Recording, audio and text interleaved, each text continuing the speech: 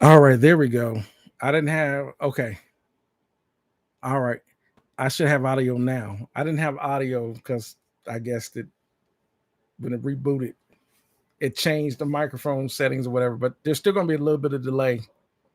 But I'm okay. I'm back. So I'm back live. Okay.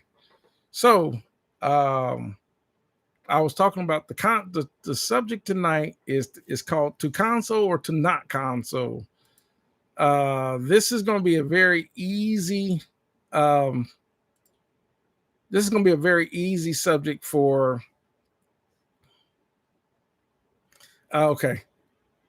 Okay, good. I'm back because uh Matthew had said I didn't have any audio, so appreciate it. So I had to reset the audio, so we're good now. Um, so we're talking about consoles. Do you need one? I'm going to say this in today's recording. No, you don't need one. But for people like me, I like working on one. Um, I like working on consoles because that's just the way I like to work. But do you need a console? Um, no.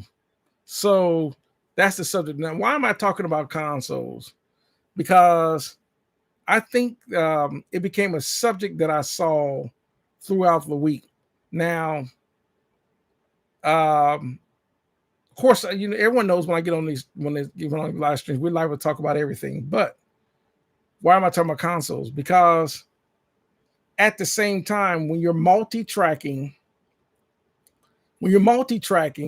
you have to think about consoles consoles other than tape machines. If you go way back in the day, a console and a tape machine was the heart of the recording studio because it was a way for them to get enough microphone inputs, and if you got EQ, so they can EQ the signal in one area without having a bunch of equipment. They can all have it in one. And then as consoles got a little bit more sophisticated, by adding auxiliary routing, bus grouping, and things like that. And then they start adding dynamics to them, like compressors, gates, expanders, things like that. It became the main working tool in the recording studio, right? But then engineers wanted more flavor. They wanted more than just the sound of those EQs and compressors and all that. That's where people started really getting more outboard gear to change up the flavor. And it got to the point where now I don't need to have in today's modern, most people just only record two, three things at a time, maybe. They just don't need as many microphone preamps or whatever the case at the time. So consoles are heavy. It takes a lot of people to move them, and it's a lot of wiring and cable. And it's just one of the things that a lot of people just don't want to deal with, especially with the weight of them. If you start having problems with the consoles, you need a technician.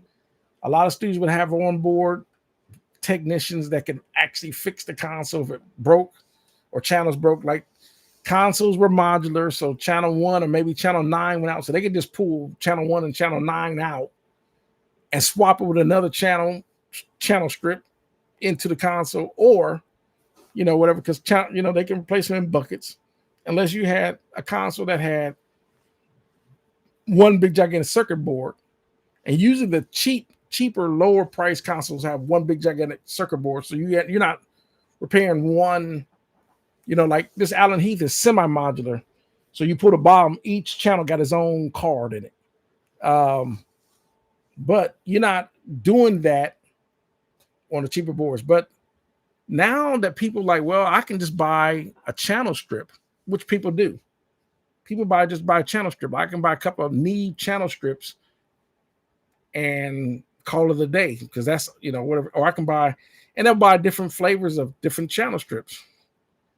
And that's what they do. So I want to say welcome up. Hello, everyone. I mixed up. I appreciate tuning DL as well. Rockport Tigger, Ogle Picks, DL, Matty Two Hats. Everyone that tunes in pretty much weekly, that's what we're talking about. Also, I was going to talk about microphones, but like I said, I came across this subject because it's kind of a subjective subject. Some people other people want a console because consoles look cool, right? They're eye candy. I was watching the channel, and I guess it's a channel. I guess he calls it Fantastic Audio, Pro Audio Tales of different experience of selling pro audio gear. And he was talking about a few subjects. And one of the things that came up was the Neve 8424 console that came up. And there's a big old controversy about that as well. Welcome Man Network. So there was a big old controversy about that console because there's a lot of people like, it's a good looking console because it's a Neve console, right? They put all the buttons, everything that looks like a Neve. But the thing is, with the Neve, the thing with that console is when you have a console like this, an SSL or like this Allen Heath or any console, if you got this is 48 channels. So this console actually has 48 microphone preamps in it. The whole point of having a large console with that many channels is what they would do in recording sessions is you would have a recording studio, like let's say a big recording studio, and they would have let's say 72 channels. It has 72 channels. Because they needed 72 microphone preamps because they were recording a lot of instruments, especially an orchestra. They're going to record, like strings or whatever. And not only do they have ribbon microphones and dynamic microphones, they got microphones in the room because they're trying to capture the sound of all the instruments going in the sound of that big old live room. That's going through microphone preamps and so forth. And they might have a signal channel, not just microphones, but also going through compressors and everything else. So they needed something that had all that. And usually a big, large format console like a Neve VR72, got 72 channels, has the microphone preamp. It has everything in it. And all that's coming out of that to bust out to the tape machine, or in this case, to a DAW.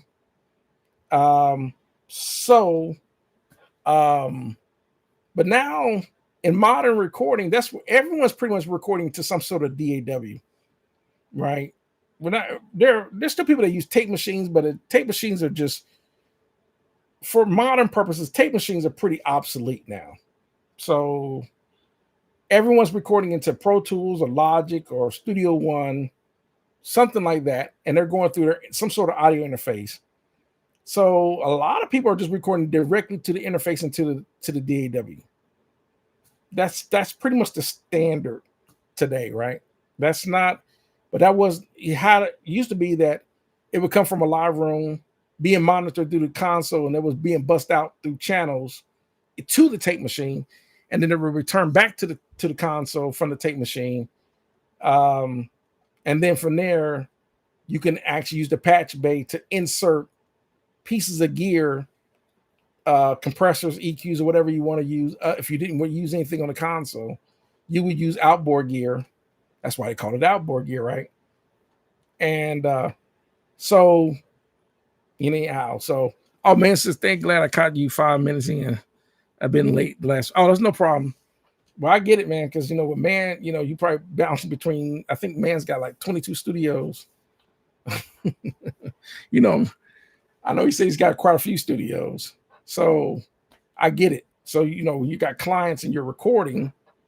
You don't always get a chance to catch these live streams, especially if you got a client that's working on a Sunday evening. So I get it, but I appreciate you tuning in. Laughing out 3. Okay, gotcha. But see, even 3 can be a lot, especially if you got clients. And if you're the engineer, then you don't have the time, right? So Spawn, Mark, salute. So Air Assault, Airborne, Jumpers hit it. So we're just, like I said, consoles, they're going to be this debate because they're uh, with this, like I said, when we watch, it's called Fantastic Tales of Audio, right? And he's been commenting on like SSL gear and all that. And finally, the SSL, they got this new channel strip that SSL finally put out.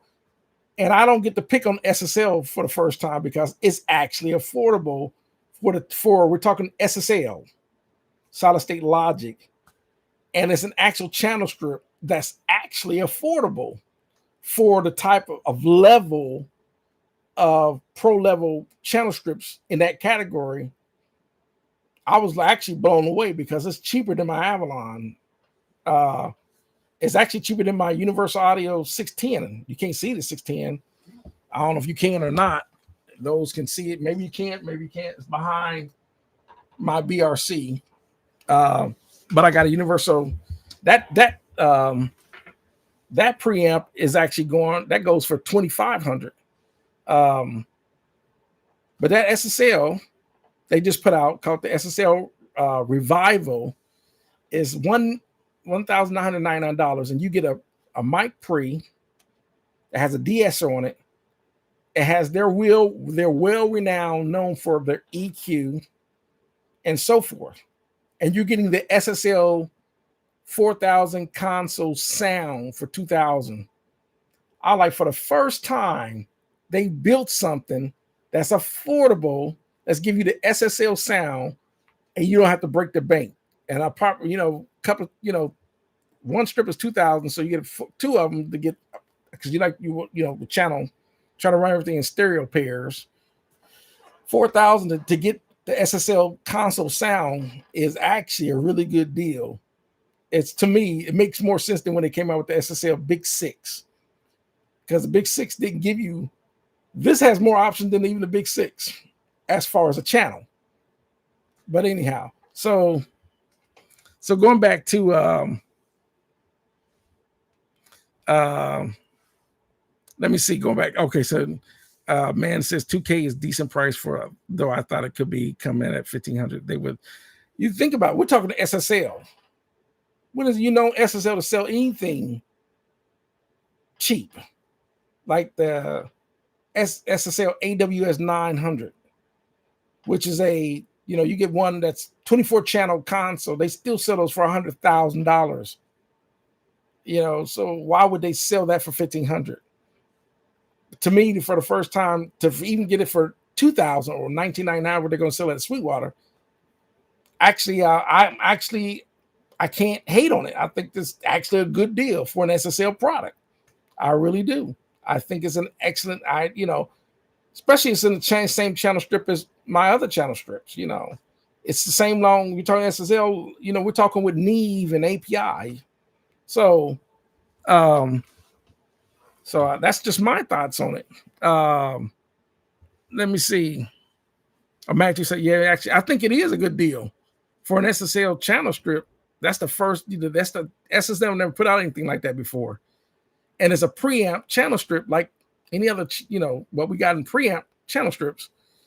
That's that level, because most of them are averaging between 2, 3, 4, especially in Neve. I think the Neve, I forget the Neve, the 1073, an actual Neve 1073 is about $3,200, $3,300, or even if you get the BAE, which is a Neve clone, $3,200, $3,300, $3,400.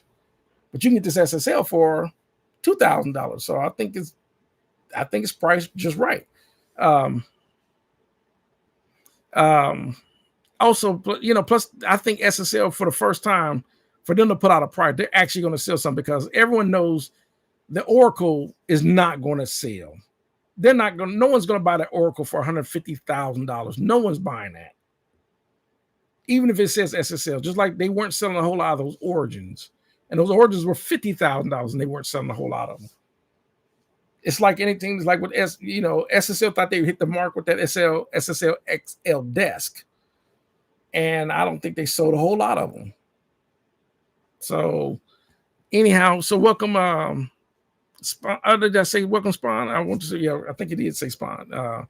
Whoever's this tuning, A Banks and DL, and I'm gonna make sure I say as everyone tuning in, Track Light Productions. Welcome everybody.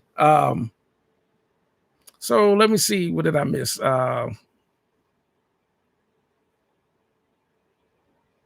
Oh, man says, yo, though it's one channel, it blows the big six out. Yeah, exactly. Because everyone knows with the big six. My big issue is they want to charge $3,000 for this, and you got 3-band fixed EQ. And everyone knows the typical settings on a 3-band fixed EQ mixer is always fixed at 12K, 2500, and 100 hertz are fixed. You can only boost and attenuate those three frequencies. That's the most common. When you see 3-band EQs, though, if you don't believe me, look at a lot of them. I don't care who makes it, Yamaha. I don't care who makes it, Mackie, Behringer, whoever. Those little 3-band EQs, those are always the three common frequencies that they lock that you can only boost and attenuate. So everyone's, because it said SSL on it, there were people that were fooling them. I'm like, everyone knows SSL is known for their EQ.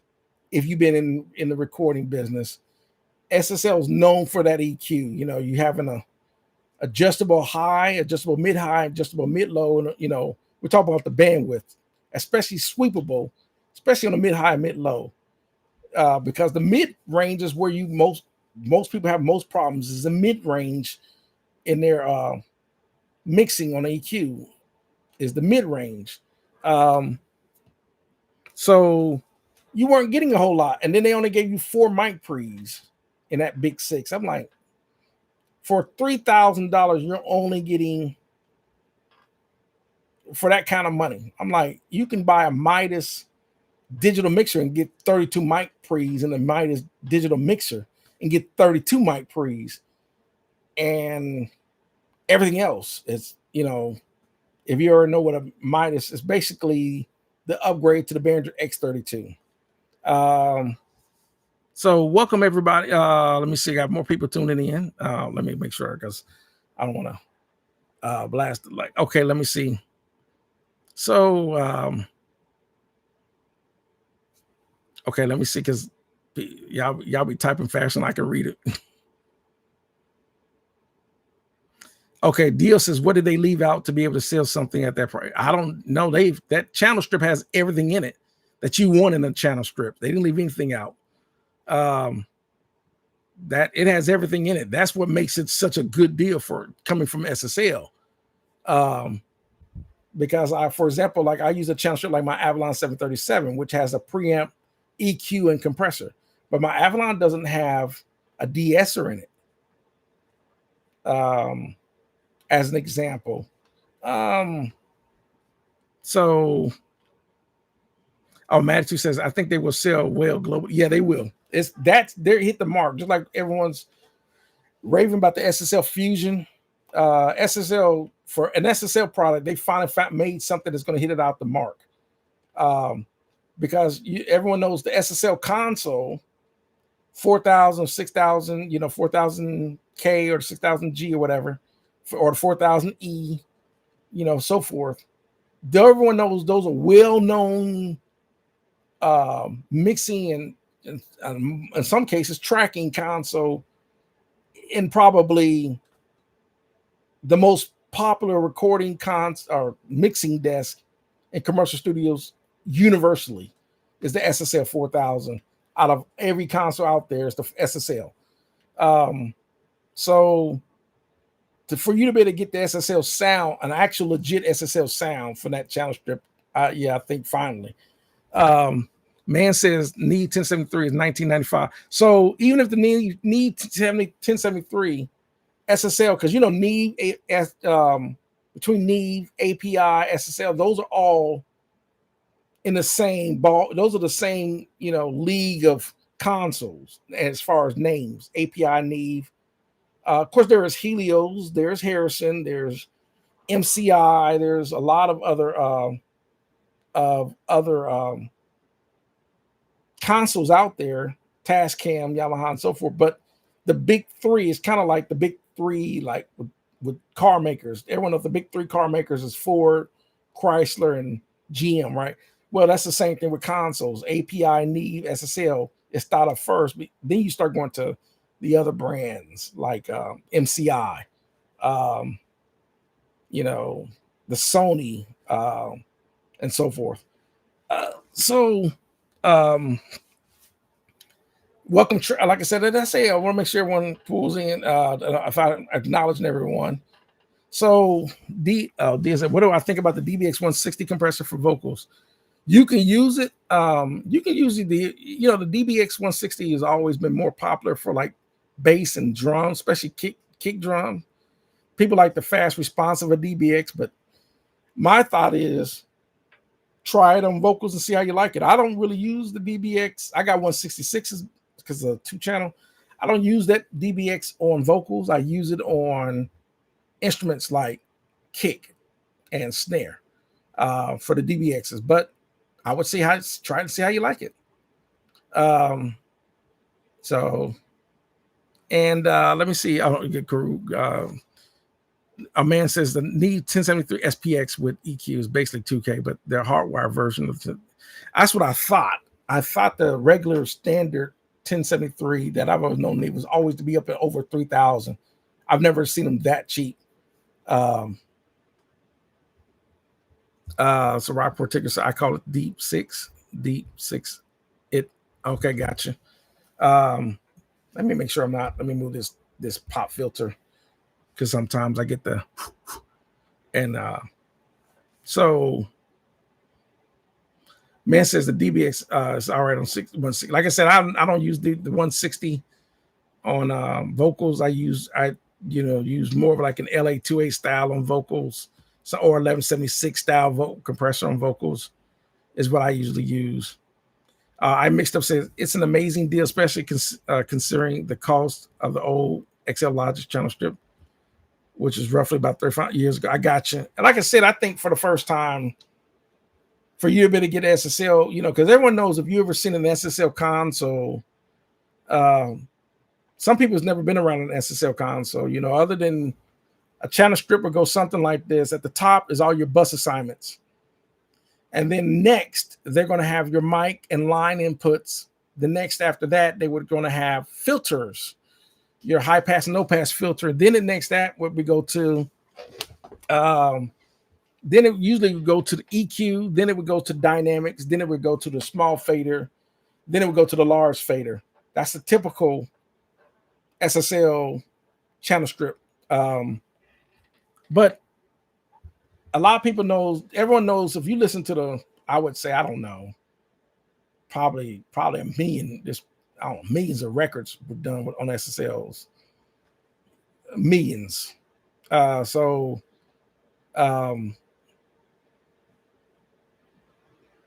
may be exaggerating, maybe more like hundreds of thousands of records.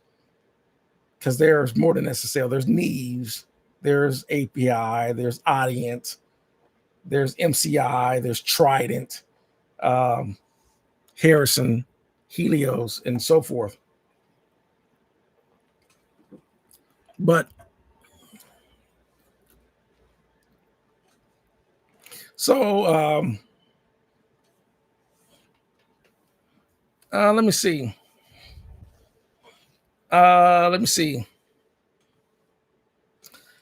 So going back to the consoles, like I said, I think there's some people that consoles are heavy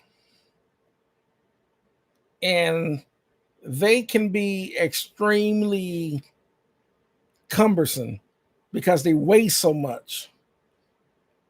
And a lot of people do not want to deal with the weight. Dealing with because once you move me the console of that size set in your room, it's not moving. It's just getting it moved. But then there's a lot of cabling, the power supplies. Most of the time you have to run some serious HVAC to keep those power supplies cool, which usually that's the reason. And then the console's always turned on. So that's what really drives up the electricity bill, because the console and all the outboard gear is always on. The AC unit's always running.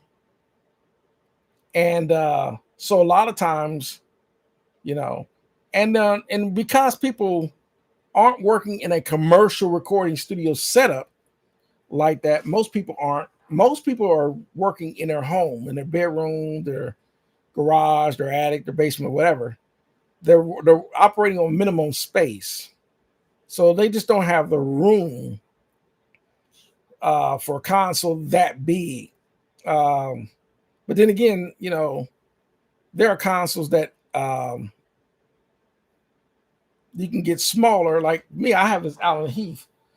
I would say this Allen Heath is generally about. I have to measure it.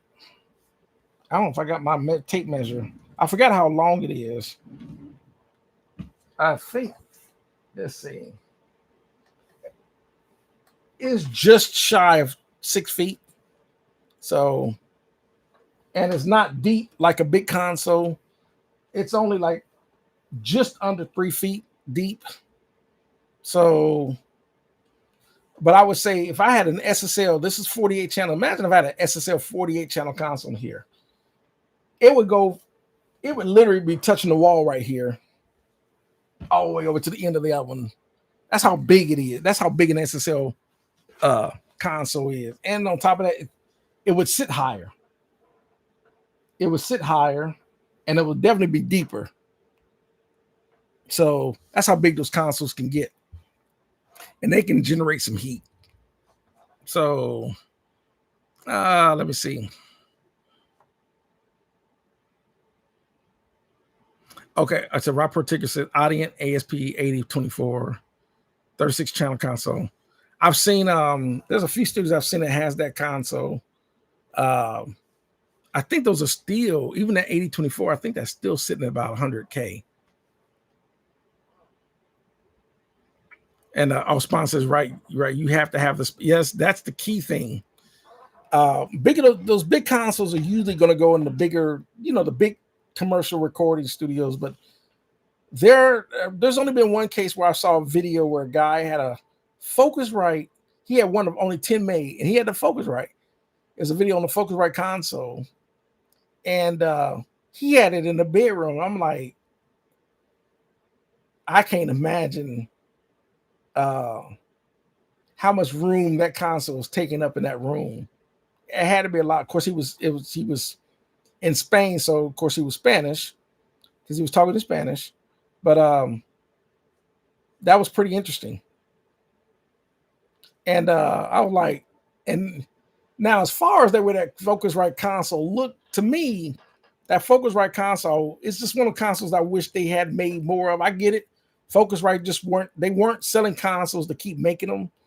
But that's probably one, as far as a console, as far as a big, gigantic, large format console, that's probably one of the best looking consoles I've ever seen as far as the way it looks.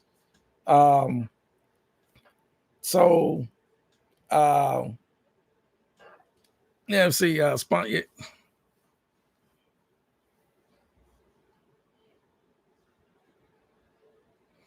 Spawn's laughing at the a fit like a 5088 or something. Yeah, you better call it power. Like, yeah, believe it or not,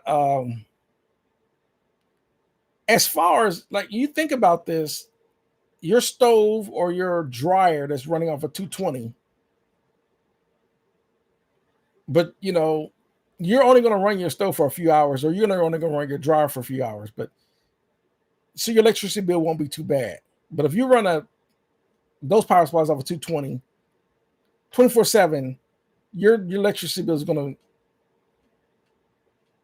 to, so let me, so it's going back to some more comments. I'm just reading some of the comments. Oh, man, so yeah, the guy had it upstairs in the bedroom at his dad. Yeah, it's huge. So consoles are huge. Imagine saying the heat. Will it heat the bedroom for? Oh, trust me. When you have that gear, like I can turn on all the gear in here in the winter, and I don't have to turn the heat on. That's how hot this room can get. So, yeah, this gear can generate some heat. So, yet alone. And the only, like I said, if you've been to a commercial studio, the reason why you don't feel it because the HVAC system is like commercial grade HVAC system. So a lot of times those control rooms still feel cool, even though all the gear's on. But if the HVAC turns off, you're gonna know it. You're gonna know it immediately. Um, uh, so oh, Rockport City on the audience about 48K brand shipping in for the 136 has an okay, gotcha. Okay. All right. I thought they were running 100,000, but I could be wrong. Oh, Dia said, I hope you have solar panels, Mark. She's believe it or not, my electric bill for all the gear I got in my house, my electric bill is only averaging about $300 a month. But one thing I can tell you is the gear's not on all the time up here. So that's the difference. Now, if I was running my gear up here 24/7, that'd be a different story. Now my gear downstairs is on more, but I don't have nowhere near as much gear on downstairs like I do upstairs. So it just depends. So yeah, like I said, Spawn said, I just have a Triton. Like that's small time. A Triton is a legendary console. Those are amazing consoles. So Joseph as is your Behringer, your desk MX that connect to a patch bay. I do have a patch bay, but I don't have a lot of gear. I have to do a video on how my stuff was hooked up for that Behringer your desk downstairs. 8 channels of it is for the Motu, to record into the Motu. That's my interface. Another 8 is for, I got an 8-channel Personas 8-channel preamp, and then I use the other 8 channels because I only got 24-channel patch bay down there. I use the other channels for like a couple of channels coming off the Focusrite preamp and something else. I gotta remember what it is, but I don't have a patch bay set up down there like I do up here. So and like I said, it depends on the Triton that you got too, because there's a Triton 68, there's a Triton 78, there's a Triton 80. There's quite a few Triton consoles. So, but I know that I think, if I'm not mistaken, like for example, Joe Correll at Treasure Isle, I think their Triton console is 48 channel. It's a pretty good size Triton console. It's a good size that they have at Treasure Isle that they use. So Triton is a really nice sounding console. And but Triton is another company known for its EQ too, like with Harrison. Harrison's known for their legendary EQ. That was one with Harrison consoles. That was Bruce Sweeting. That was he swore by Harrison consoles. Somebody commenting Triton 65. Okay. I got you. That's probably what he has. Oh, yeah. Or is that what you have? Triton 65, 28 channels, 24 bus. And sometimes that's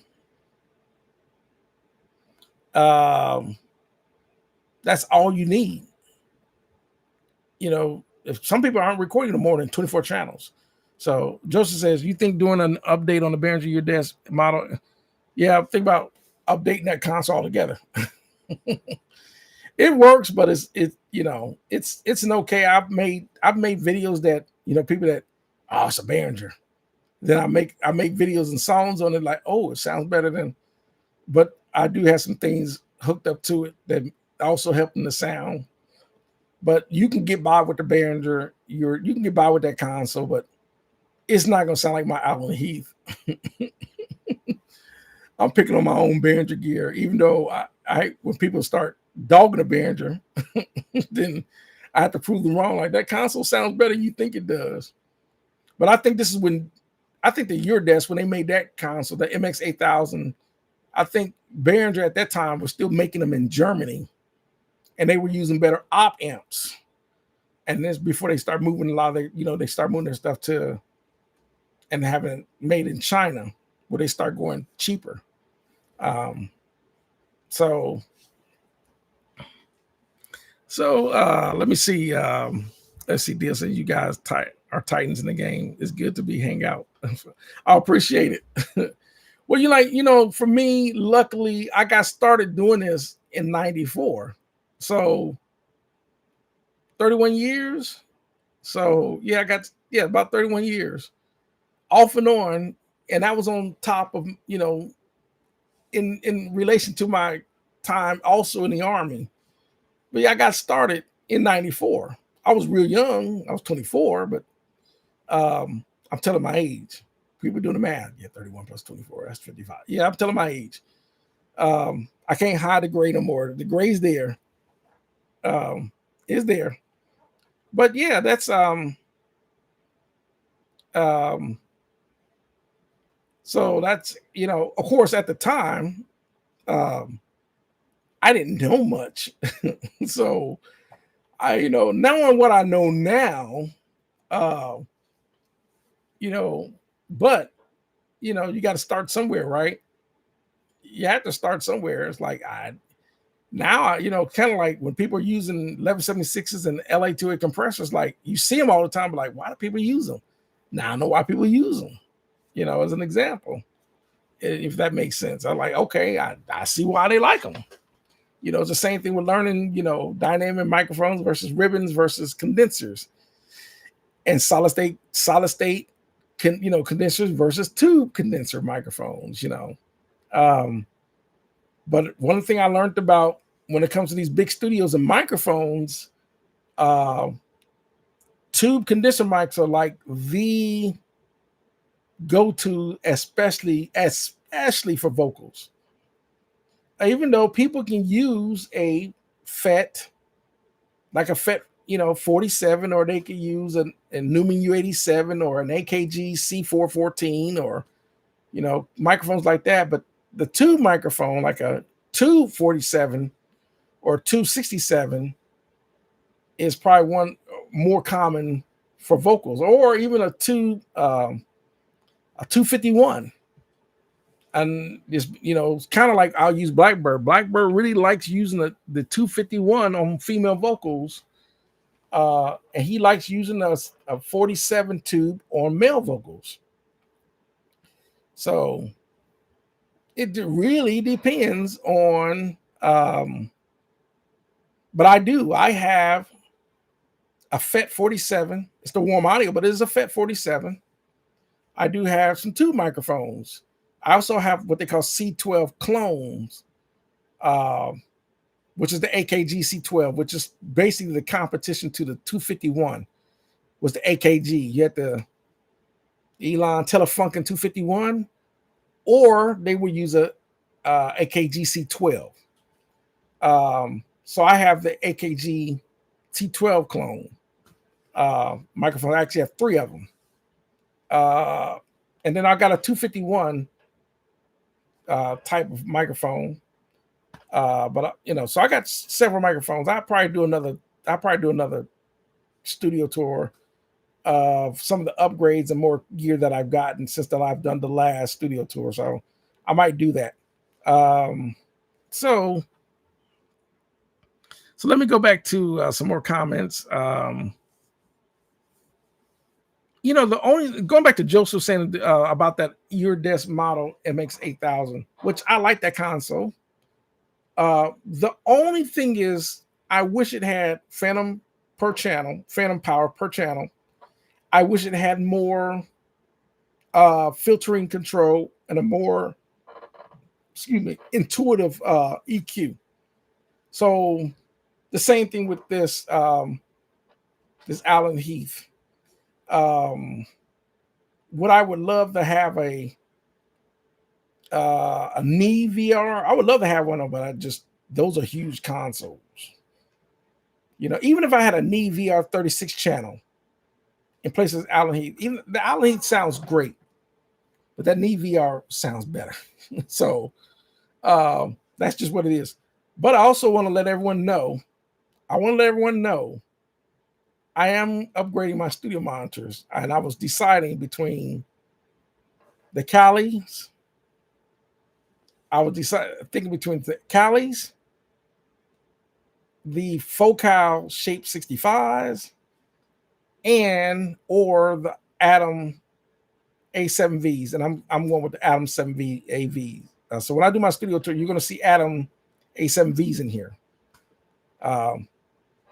That's going to be my next upgrade to my studios. I'm upgrading my studio monitor. So man,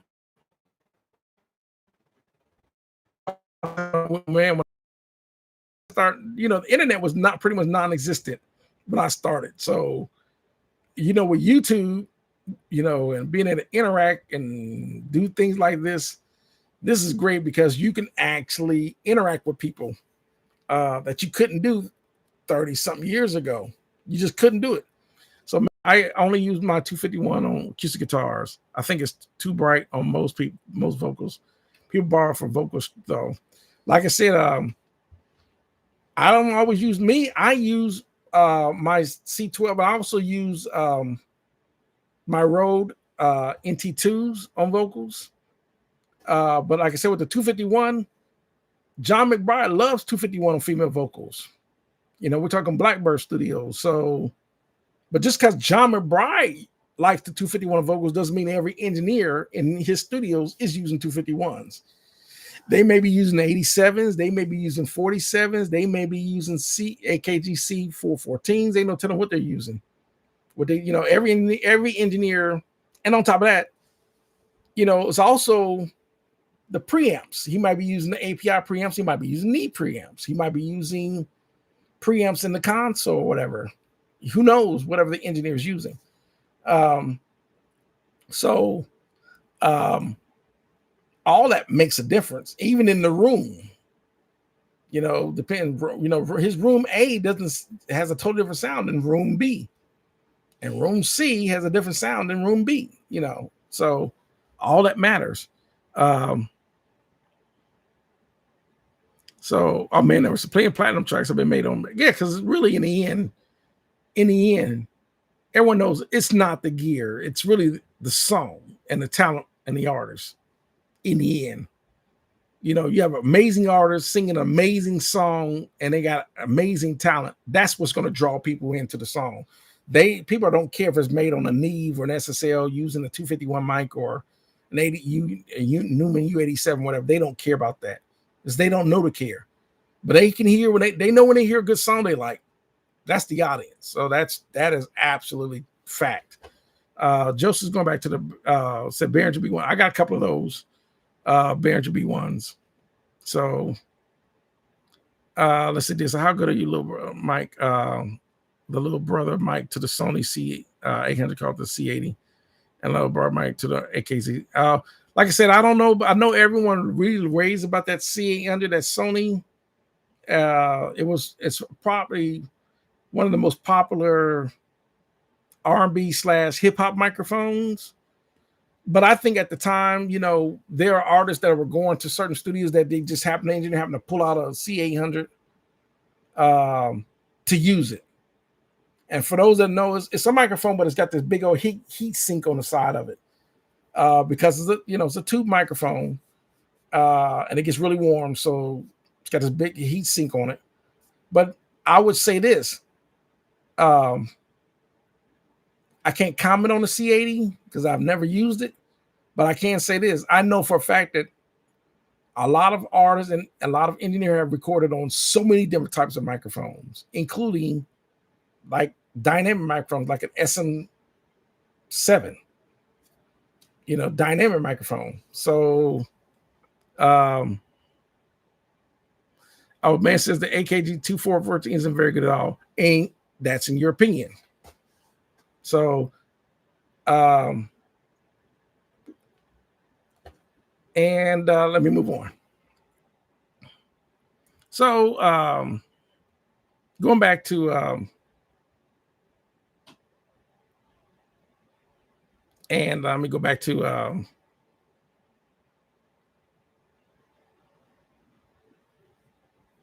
I got you, but then everyone in the chat, create your own environment. You do this before. I got you.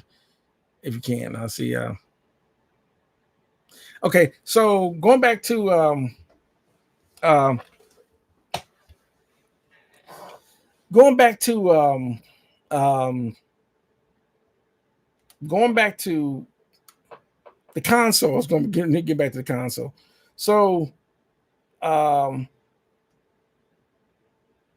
generally, so what I was initially saying in the thing is to console or to not console, right?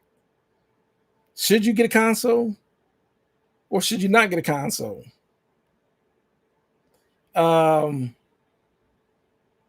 So it's really dependent, right? So it really, like, if you want to work on a console, there's always, like I said, and I've been talking to quite a few people, even of his channel. He's called, his name is George. He runs the fantastic.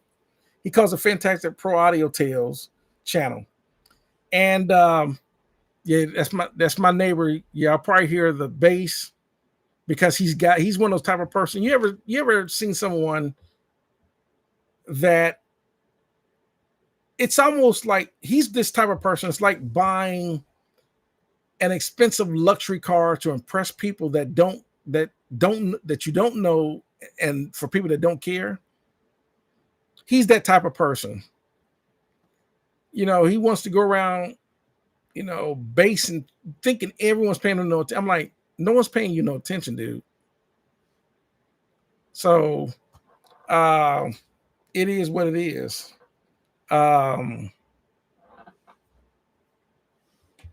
So let me see, going back to a man saying the power on the AKG C14 is terrible. It's basically broken. Not a real car, yo. Has crazy bad overtone. That's not just an opinion. Once again, that is an opinion. And I'll tell you why it's an opinion. Because what do you record? Are you recording rock? What do you record? Because that C14 might be perfect for hip hop vocals, a rap section, right? Just because you're trying to not use it for a guitar or kick drum or recording a guitar cabinet and it's not a good fit for that, doesn't mean it's a bad microphone. It's just that a matter of every microphone has a purpose that it works for, and there's a purpose for microphones that do not work. That's why I would say there's going to be things that are just not, because a lot of stuff can be personal bias opinions. Like some people are going to say the Neve 1073 preamp is the best preamp in the world. And I would sit there and say that there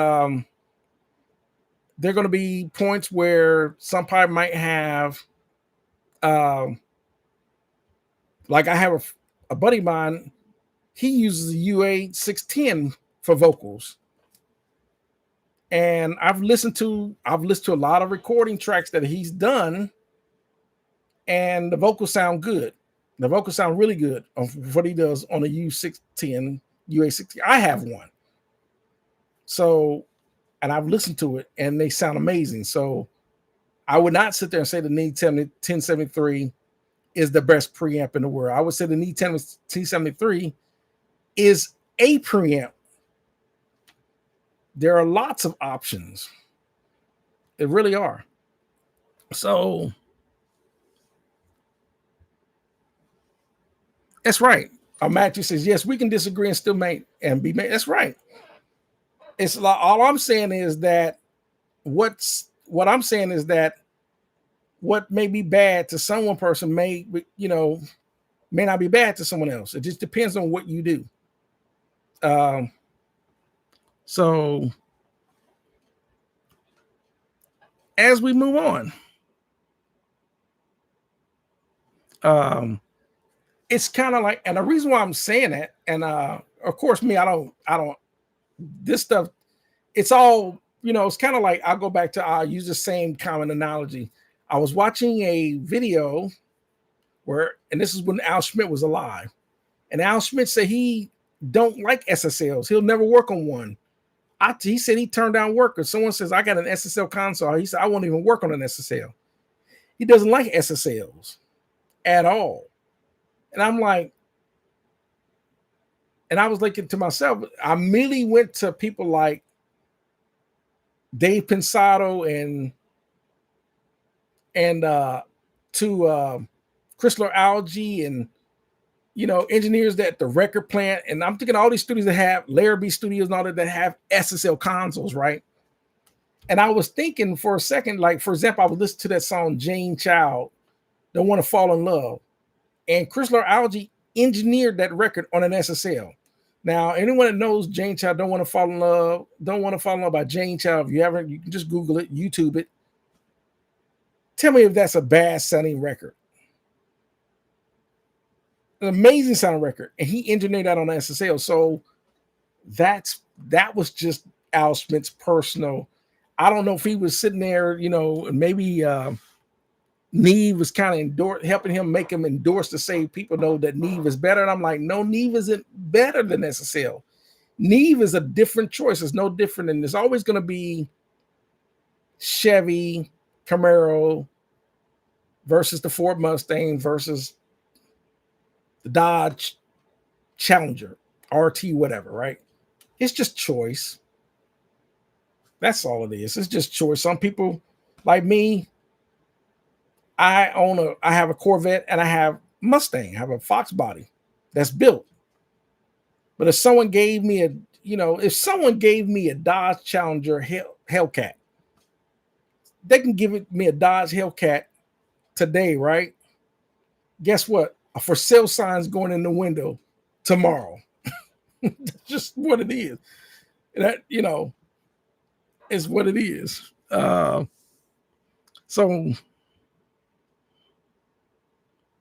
But now here, what I will say about what I'm on a C14, but man, and what I can say is if I had a C14 and a C214 and a C414, the 214 versus the 414, I'm going with the C. Like I said, if I was going to record some guitars, and let's say there was I want to record an acoustic guitar in stereo, and I got a pair of AKG C214s, and I got a pair of AKG C414s. Naturally, I'm picking the C414s. Would I say the C414s is a better mic? Definitely. I will say that.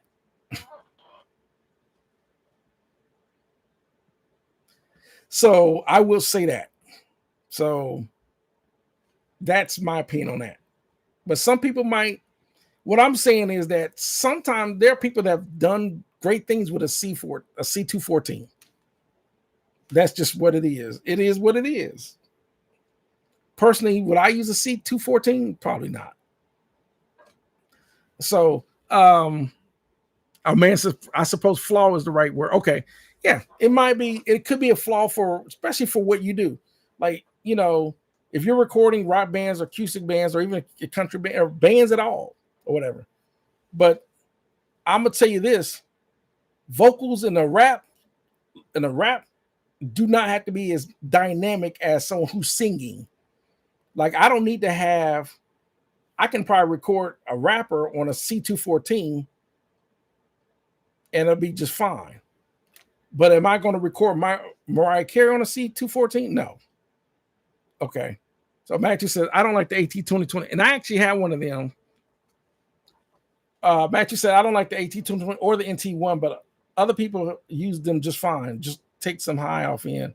They just aren't bad mics, just not for me. That's a good, yeah. Kind of me, guys. I don't have an NT1. I have the NT2. The NT2. But there are people that love the NT1 by Rode. So that's, I would say that. Dia says, I didn't know that about the C214. I'm glad you asked that.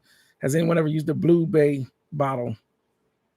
Now, I don't know about the blue baby bottle. I just I know there's a blue mic, the microphone called Blue, but it's a funny looking microphone to me.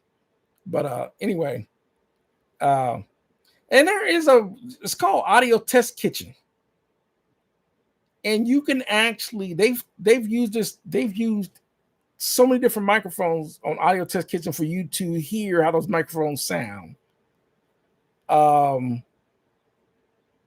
it's up to you to listen to them because I would sit there and say this about microphones. There are hundreds of them from Soyuz to, MXL to AKG. I mean, the list is astronomically long when it comes to these microphones. Not just, I'm talking about the maker microphones, and even then, some of them have 4, 5, 6, up to 10.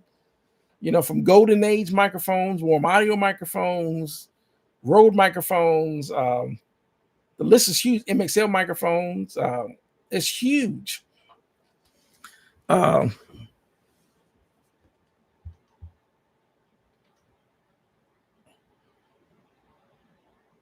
got you. What saying, Mike? Okay. Man says, just to be clear, it's not the style issue I have with the C214. It's literally broken mic with the resonance peak at 200 to 300 hertz that has. Okay, gotcha. I would not disagree with you on that.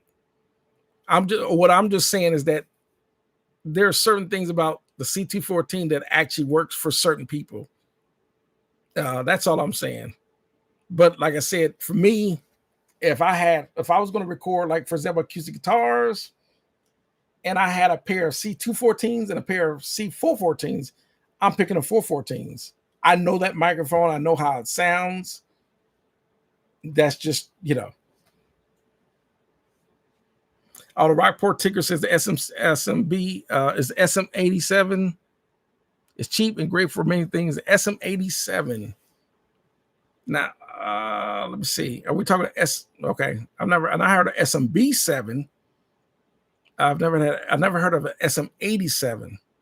Unless that's a typo. There's an SMB and SMB7 or SM7, SMB, or SM7B or whatever. I think by Shure. Unless we're talking about an actual 87, and maybe it's a or I'm thinking, let me see. Matthew says, do you mean the SM50? Now, SM50, yeah, sure, because I got a pair of SM57s sitting over there. And the SM57 is probably the most popular mic, especially for the short, especially for the snare. The most, also used on guitar cabinets. SM57. I also have some SM58s, which is an amazing microphone, especially for vocal for live, especially live. SM58. Two most popular Shure microphones ever, SM57 and SM58.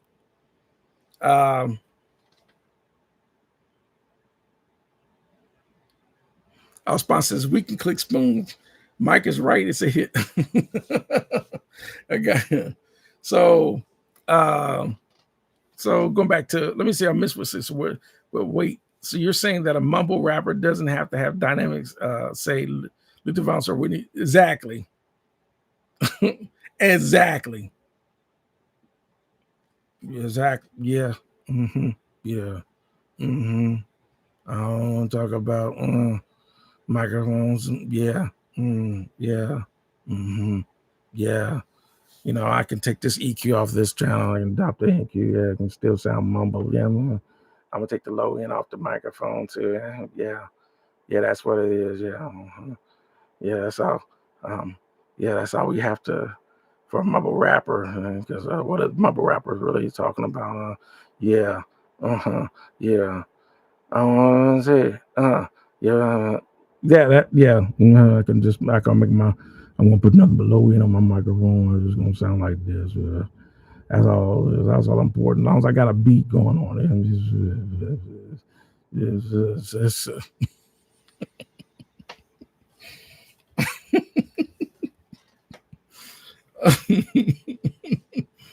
Okay, so the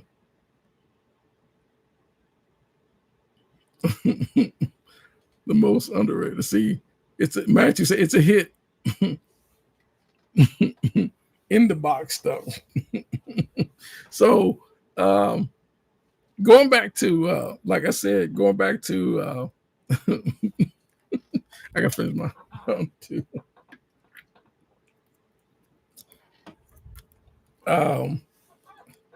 So like I said, I'll go back to like I'm not, what even with man, and I get what man is saying, because I get what he's saying. It's just that in certain instances, the quality of the sound of the microphone or whatever the case may not be as important. So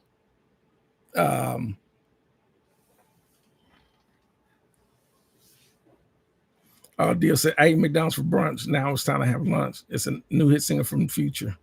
See, I don't listen to Future, so I listen to artists in the past. All pun intended. So Spawn says not the same song.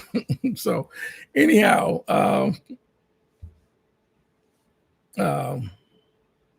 so really, so going back to, like I said, I originally want to end the live stream with consoles, because that's really what I was talking about. We'll get into microphones in more depth next week. But like I said, I was happened to be comments, so I was going to talk about microphones and preamps, but I got talking about consoles simply because it's the videos I was seeing. I guess consoles came up, like everyone was talking about that Neve 8424 and so forth. And I guess that came up. And then, of course, with the SSL making the Origin a few years ago, the SSL Oracle, there are other consoles that people have come out with, like the SSL, or these are not new, but we're talking about other consoles like I was thinking about the SSL XL desk that came out years ago, the SSL AWS 948, SSL 900, SSL AWS 924. And then there was the Neve Genesis, Black. There's of course, I saw the Audient 8024 to 84 and so forth. There's the Audient 1608, API 1608. There's just so many. There are people still buying consoles. Then there are people buying digital consoles. And that's ranging where everything from Personas Live to the Behringer X32 to the Midas M32 to the Yamaha TF32, the Allen Heath Q32. There's the big live, the big digital consoles like the Allen Heath D-Live 7000, the Digico. But then there's other analog consoles that were digitally controlled, like the Atari Concept Elite. There was the Euphonics as a digitally controlled analog console. There's so many. It's like so many options out there. So,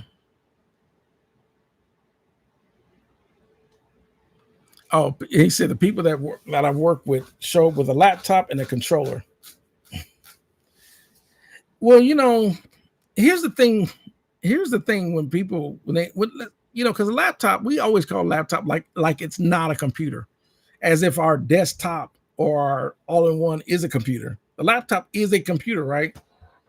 And your DAW and plugins are on a hard drive on that laptop. It's still a computer. And a lot of times, they might show up with the DAW. They might have Logic if they got a Mac or a MacBook Pro, or if they got a laptop with a PC, laptop or whatever. It's got all the plugins, the DAW, and we ought to know the audio interface is just it's the AD to DA converter.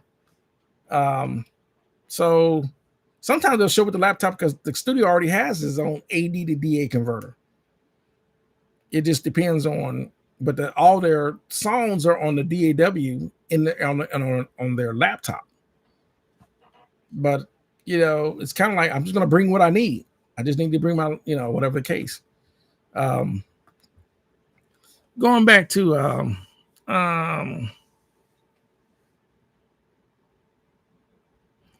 Oh man, where it says the CL1B, we're talking about the Tube Tech is the biggest rap and hip hop compressor, and believe it or not, they use it for more than that. They use it for vocals, regular singers too. It's kind of like with the gotta love the traffic going by. Um, they say the most famous combination is they go by, see my neighbor. I'm waiting for it to go by because he's got some alcohol in him. So he knows people are inside their houses, but he'll drive up and down the street, blasting he's got two 18s in his Chrysler just to get the attention, even though he knows people are not outside watching him, but he know we can hear him. That's just, um, you know, insignificant he is. He's just one of those type of neighbors. So anyhow, but I was going back to what I was saying about that CL1B, that Tube Tech CLB, and a Need 1073. They say the Sony C800G with a Need 1073 with a Tube Tech CL1B is the signal chain for rappers.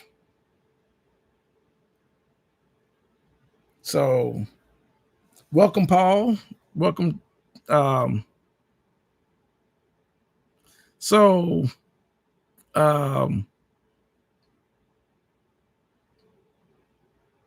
Matthew says a lot of rappers are pretty keen to the Avalon, like the 737, like I have, which is the Avalon is probably pretty popular in hip hop, but it's also not just because that's one of the go-to preamps that Joe Correll uses in Treasure Isle is an Avalon 737. It's just a popular. To me, it's just a good sounding preamp altogether. Is the Avalon 730. That's why I got two of them. So,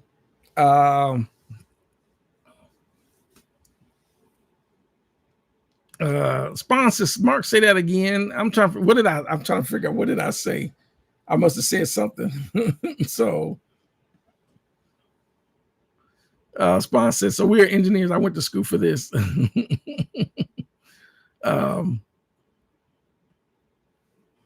Adia says my silly butt bought a Yamaha MG32 mixer to use as a recording console. Then I found out it was a live mixing console to a liquor store near you.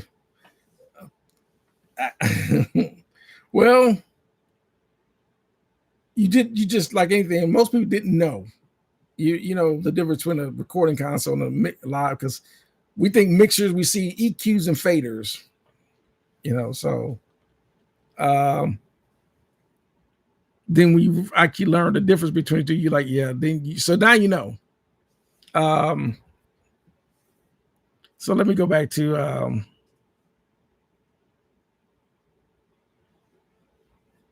Guessing Chick says everyone just buy a console one and be done with it.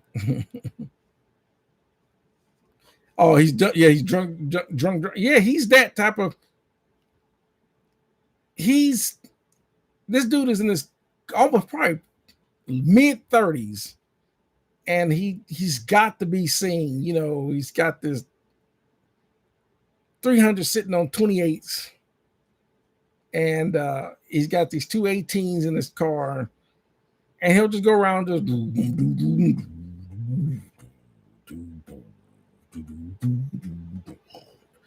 and so I'm like, and it's like you never seen someone that they'll do something to get attention, then they're looking around to see if anyone's actually paying them attention, when no one's paying you no attention. But I'm gonna do everything I can to get attention. Even the people in their houses, no one's paying you no attention, dude. So, but that's just him. He's like he's 35, but I think he act like he's 15. So, sponsors, Mark has I appreciate it. Since I have a real board. So DL, let me see. Oh yeah, on the Tube Tech CL1B, very popular compressor. And they're just combinations of things that people work. It's no different than a Need 273 with a 1176 on like maybe pop vocal or whatever, signal chain. Very common, or somebody might even use an API 312 preamp, and they might run it through an LA2A compressor. So going back to Matthew says interning was my school gut, but YouTube was my I got you. So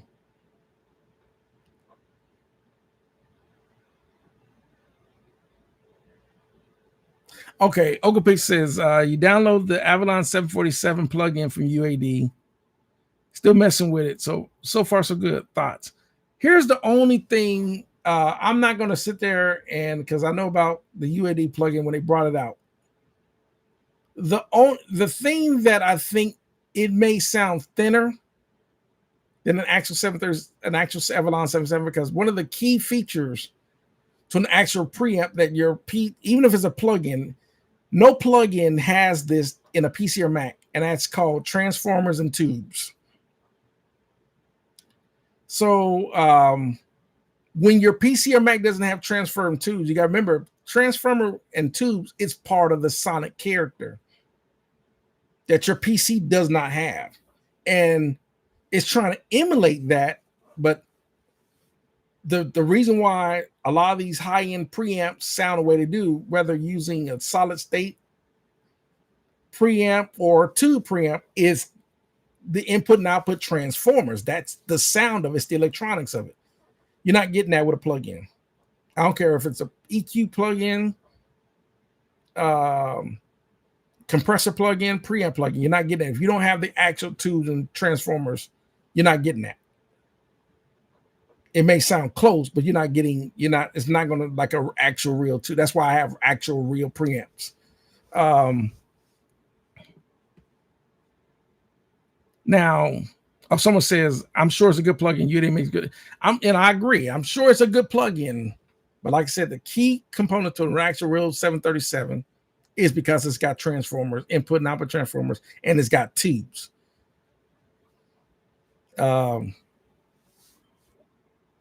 He says, Ogapix says the LA2A plugin. Once again, the LA2A plugin, which is an opto type plugin, is an opto cell type,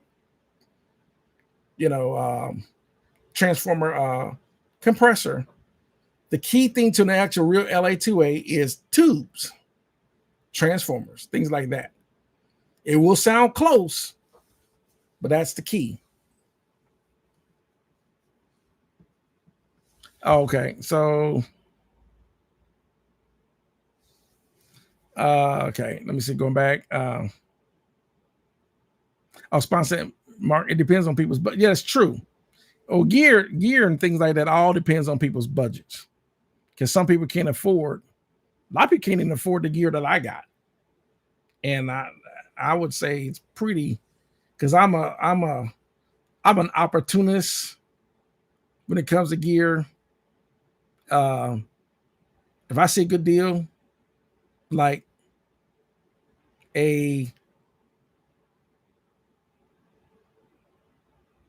console for $1,000 when it was normally $10,000, and I got $1,000, you best believe I'm buying it. That's just me. That's how I get stuff.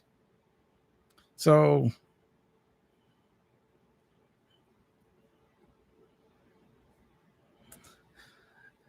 okay, man says that's why I'm obsessed with my 1073. Yeah, they're great. They're all, they are the number one cloned preamp is the Need 1073. So, Ogapix, you're welcome, Ogapix, or whatever I said, because there's so many comments out there.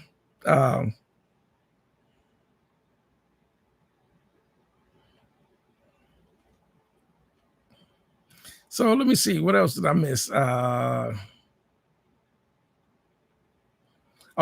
great advice and the knowledge is the reason why I like to hang. I appreciate it. And we have some knowledgeable people on here.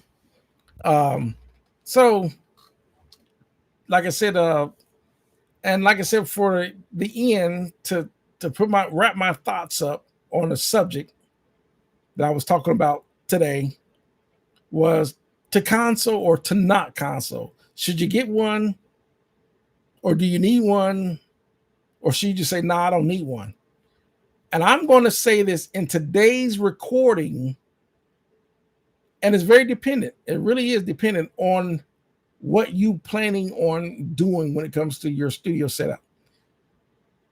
Now, if you know that you're going to multi-track and you want to record bands or anything that's going to require a lot of inputs at the same time, especially bands, and you're going to have a lot of microphones and a lot of input instruments coming in at the same time, a console will make your life a lot easier. You still don't have to have one, but it makes life a lot easier, especially not only because the console has the channels with the preamps in it, but you also have the ability to assign to different bus groups. You also have the ability to run auxiliary channels. You also have the ability to insert on each channel if you want to do some sort of dynamics or whatever, and things like that. And you can do all this, and you can do it in real-time monitoring without any latency. That's one of the benefits to a console, as well as everything can still come back into the console and listen to after you're done recording to the tape or through your audio interface into your DAW. A lot of times it becomes a little bit more cumbersome when you're not doing that through a console. But there are lots of studios and people that have done that without the console. They don't use console. They just have a studio desk, some outboard gear, and their interface. And they record directly to the interface. So it really depends, right? So okay, Warheart Arts, welcome. He says, I wouldn't recommend a console for a hobbyist, but I'm loving mine. And I would say this.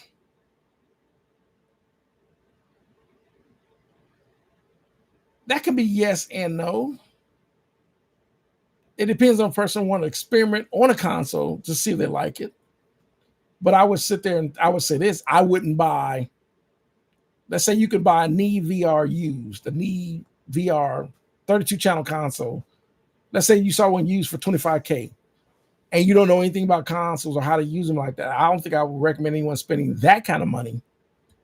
I would tell someone to find themselves a used Mackie 32x8 for about $500-600 if they want to work on a console, recording console that to get them in the starting ballpark figure area, where they can start and really understand consoles and workflow and things like that. I would sit there and I would say that.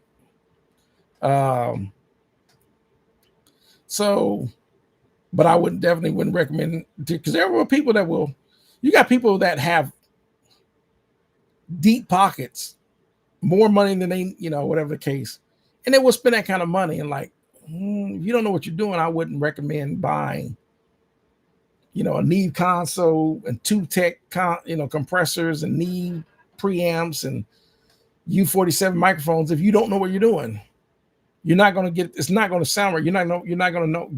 If you don't know what you're doing, you're not going to get the sound out of it anyway. Like, you'll be like, I have all the same gear, but I don't sound like a professional record like those guys do. Because the knowledge of what makes a professional record sound like it does is the experience and knowledge coming from those engineers, not because they have a Neve or whatever.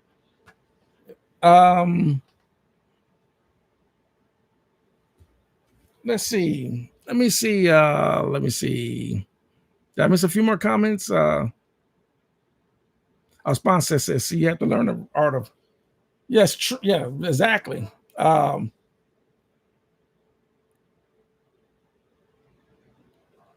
would let me say this, and let me try to say this on ending the. Let me try to say this. Someone says, "Yep, you can't put a pop toddler in a sports car." Well, you could, but that wouldn't be. That's a recipe for disaster. As long as the car is off, you don't have the keys. He can't turn it on and put it in gear to get the move. But you still don't want him touching stuff. But I know what you mean, though. Let me say this. Let me say this. When it comes to, it's kind of like I made a video about this a while back. I don't know if people saw this or everyone on the live stream that's watching this live stream today seen that video, but I was basically I made some videos on how are they recording those commercial studios, how were they getting the sound they were getting in these records? And I would say this, and I made a video about this, but I'll kind of reiterate this a little bit, because I was wondering this when I first got started too. I didn't know what it took to make it record sound like this big, gigantic, like a Whitney Houston, I Want to Run to You, I Have Nothing, those big production sounding records with artists like Whitney Houston when she was alive.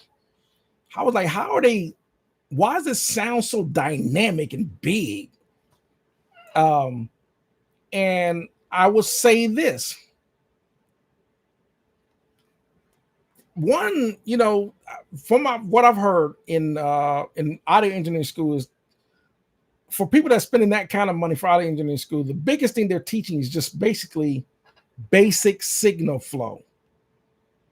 So basically what they're saying is the signal flow coming from a microphone in the live room, for the most part, right? That's plugged in. If it's a tube microphone, it's going to have it's going to have its own power supply. That's plugged into a patch panel on the wall, like maybe number one. We know from there it's tied to a patch bay that's actually going to go normal to the patch bay into like maybe channel one on the console. So now all the engineer has to do now, once the microphone is plugged up, he's going to, and it's normal to come direct to the console. All he has to do is turn on the mic input on that channel, turn up the gain on the microphone, then come down to the fader, make sure the fader's turned on. He don't even have to engage the EQ or the dynamics or whatever on that channel. He just, bring the fader up or whatever. He sees signal.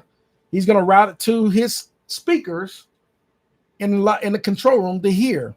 And he's got signal. He can hear it. Okay, I got the speakers on. I can hear. And that's what they, whatever case. Now, the thing is, well, what's going to make whatever that you're going to use that microphone for sound big or whatever?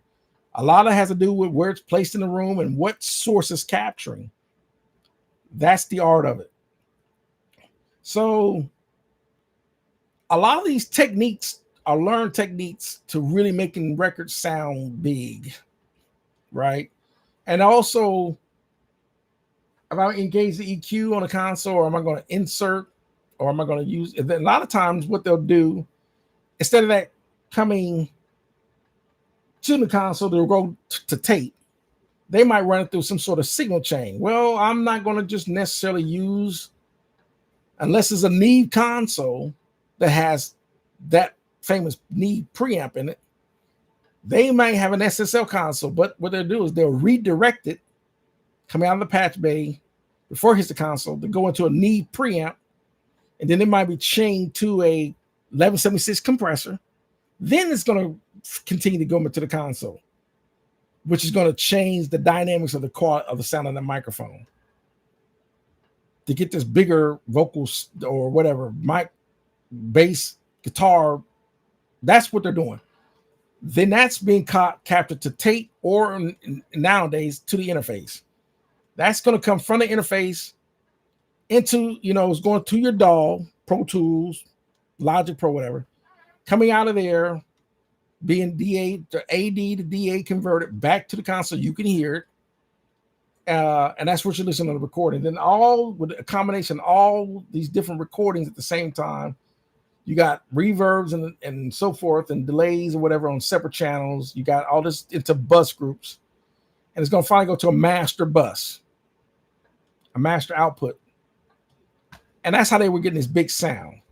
It took me a long time to understand that. I know that was kind of like really, really short, but that's what it really, but I couldn't understand why stuff sounds so big, and I couldn't get the sound. But that in a very short, that's what they were doing. So let me go before I move, because I know I probably missed quite a few comments. Warhearts is Hearts. If you expect them to work with bands and so forth, console rules. Like I said, it just a console is just, it just makes life easier when you're multi-tracking. Zone Recording still says, love my console, but I have owned a lot of them through the years. I just like the workflow of console. That's just me. So let me see. Let me see. I'm got so many comments coming through. Oh, okay. Sponsor. That's how you become a. Gotcha. Let me see. Okay.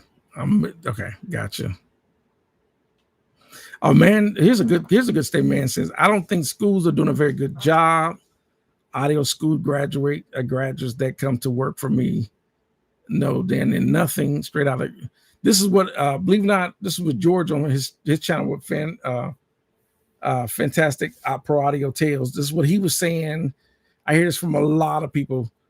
I'm like, and these guys are going to schools that are 50, $20,000-$30,000 a year, 4-year degrees, and they still don't know how to make a record. I'm like, are they ripping these students off with that kind of $100,000, 4 years, and they don't know how to make a record? I'm like, whatever the case. And they also say that a lot of times these people will go to school and they'll work on an SSL console, whatever, and then they'll get out of school and never touch one again. But that's pointless. The whole point is to work on something so you know how to. So that way you know how to work. You're going to anticipate working on them. And I get it. I get it with this too. I can understand this too. You get this brand new student out of audio engineering school, and you're bringing in your studios. You got Mariah Carey booked at your studio for the next 3 months, right? And the kind of money that Mariah Carey is paying to do the work in that recording studio, there's no mistakes. There's no, I don't know. There is no, not with the kind of money that she's paying the studio time for that. No, that ain't happening. So with artists like Mariah Carey, you're only going to have, your engineer is going to be like a Manny American, or Tom Lord Alge or Dave Pensado.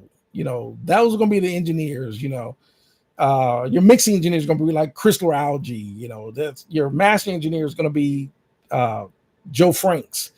That's who's doing it. That's just what it is. $500,000 budget for to work on her next album because Mariah Carey is anticipated to get at least 4 or 5 platinum hits out of that album. They know there's no brand new student intern that doesn't know how to set the 1176 vote to get the signal chain right, or even pick the right microphone. You got this 251 when he should have used a 47. She don't have that kind of time to be guessing. That chief engineer knows exactly what mic's going to work on Mariah Carey's vocals. That's just how it is.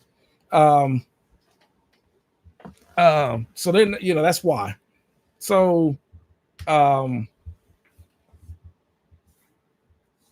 me see, going back to, did I miss a few more? So what do I think about sampling keyboards like the Ensoniq Mirage or the EPS? I used the EPS 16 Plus. I didn't own one. I had a good friend of mine named Grover. He had one, and I used it for an artist that we did in at another studio. It was fun, but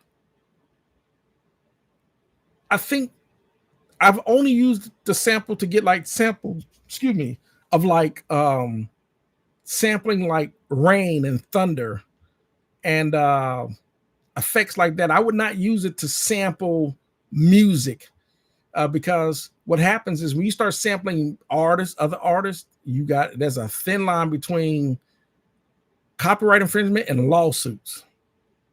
You know, we talking MC Hammer lawsuits that use Rick James stuff. You know, can't touch this. You know, that drew him a lawsuit from Rick James and his publishing company. Same thing with Blurred Lines and with Pharrell and what's his name? With Blurred Lines. Even though personally to me, I don't think Blurred Lines sounded like I come to party. That's song by Marvin Gaye. But they swore Blurred Lines because that, you know, the drum beat. So they swore them down. It sounded like I disagree with that, but they lost. So that's my thought on sampling. You just gotta be careful with sampling. Going back to let me see, experience in the studio working. That's how you really learn, right? But get yourself around these people. Yeah, you know, like I said, you're around the right people, you can learn for sure.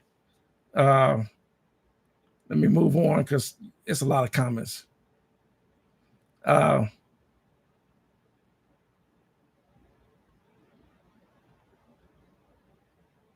So and I get it, man, about people that don't know.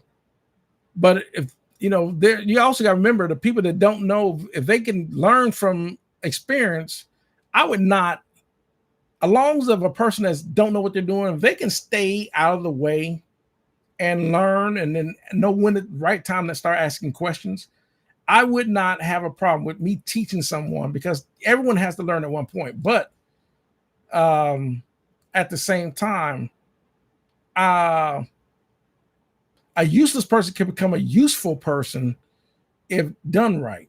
But it just depends. But like I said, I'll just say this: no studios are going to take a chance on someone who don't know what they're doing with any, like Adele, Justin Timberlake, or whatever, being booked in a studio. The unknowledgeable person is not going to probably not. They're not even going to. They may be lucky to even get in the control room.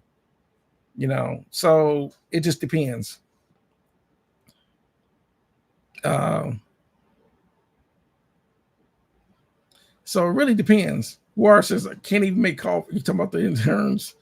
There are people that can't make coffee, so, which is pretty sad. But there are people that can't make coffee, so I had to laugh at that. You be make people that can't. You be amazed at people you think they can make the simplest things like breakfast, bacon and eggs with pancakes and coffee and but you'd be amazed people can't even make that. It's amazing. So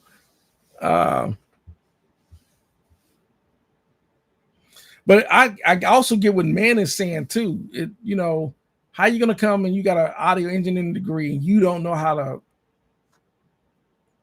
get a session right for that? Is kind of, but it's kind of like a person don't know what they don't know, right? You don't know what you don't know.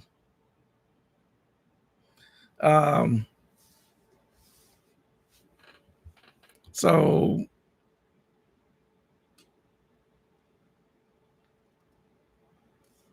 like I said, for me, I'll go back to where it says taking on an apprentice. You're taking on a modelable volunteer. At least they feign interest. Like I said, it depends on how you use the intern.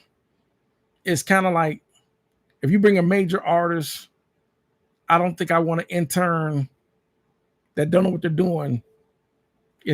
That would be frustrating. There'd be more in the way.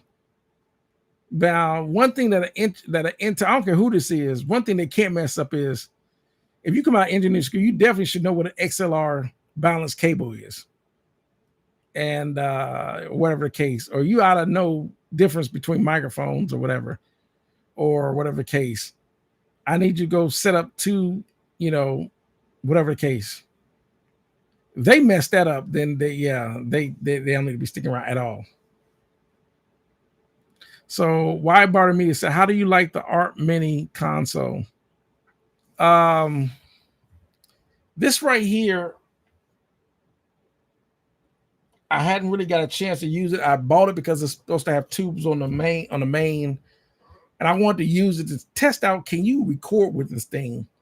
The problem is that it was a software issue, so I hadn't messed with it since, and I still needed to contact Art to see if they got and I found out that the software was making the computer act stupid, which didn't make any sense. So I had to use it. So that's my thoughts on it. Warhorse says, Bragley good, huh? Cool, whatever toilet meets. He said, whatever toilet needs scrubbing. Unfortunately, that's what happens to a lot of interns. They end up being, hey, can you run a Whataburger and get us, or can you run a Jack in the Box, get us some food? And it's kind of like, and I know the words like, man, I went to 4 years at Berkeley and just to go get food. Yeah, because you don't know how to run a console. That's why you're getting the food. So it's just, it is what it is. So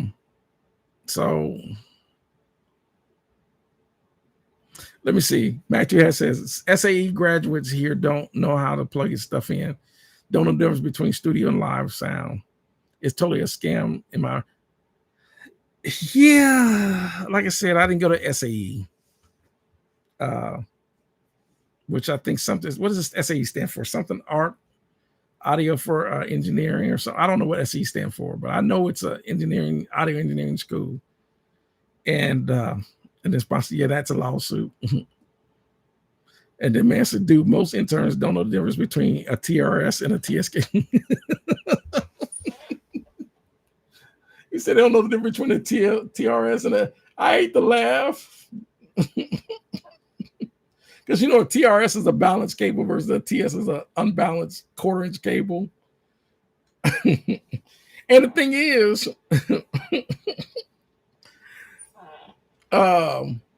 you talking about you want to start introducing noise, run a lot of unbalanced cables. I'm talking about a lot of unbalanced cables and start getting all this. You start getting psycho hums and everything. Why does that? You might want to put a balanced cable on there, buddy. How about and then a ground? How about a star ground system to get rid of the, But it's the truth, Yeah, I've seen people hook up their gear and they run unbalanced cables through their like compressors or whatever. When it says you can run a balance. So let me see. Our Warhorse says it puts the sounds in the hole.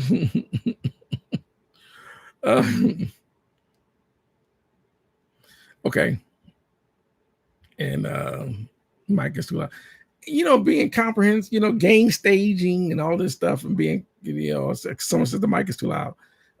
Just watching your levels and your noise floor. So he said there's a gap in the market there at Manwork and audio engineering school, which actually teaches audio. Yeah. Matthew says, Mark, you could start an audio engineering audio school in Nashville. You got to say, I actually could. And I probably could teach people some audio without and not charge nowhere near as much as these schools are charging. I do think sometimes these schools, especially some of these audio engineering schools, if they're coming out and they don't know anything, it is a scam. It's no different than a liberal arts degree in like getting a degree in like women's studies. Like, who gets a degree in women's studies? What are you going to do? Study our bra size? I mean, just. Oh, okay. Just like, who gets the degree in women's studies? Like, even the women are weird. But okay. Let me start, because I probably got some women watching my channel. How dare you call me weird? Now, I will say this about audio engineering school, that a good audio engineering school you will learn. I will say that, because I did take some audio engineering courses. Like, for example, there was stuff I didn't know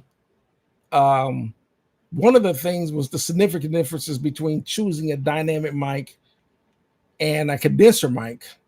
Um, I was just trying to find a mic that fit the job, right? That's what I learned in like, school, proper cabling and stuff like that. But um, so it really depends on the school. Some schools are better at teaching stuff than others. So I'm not going to sit there and say, um, whatever the case. Oh, so Born Shamir says, no, you learn how to rub mirror. Let's see.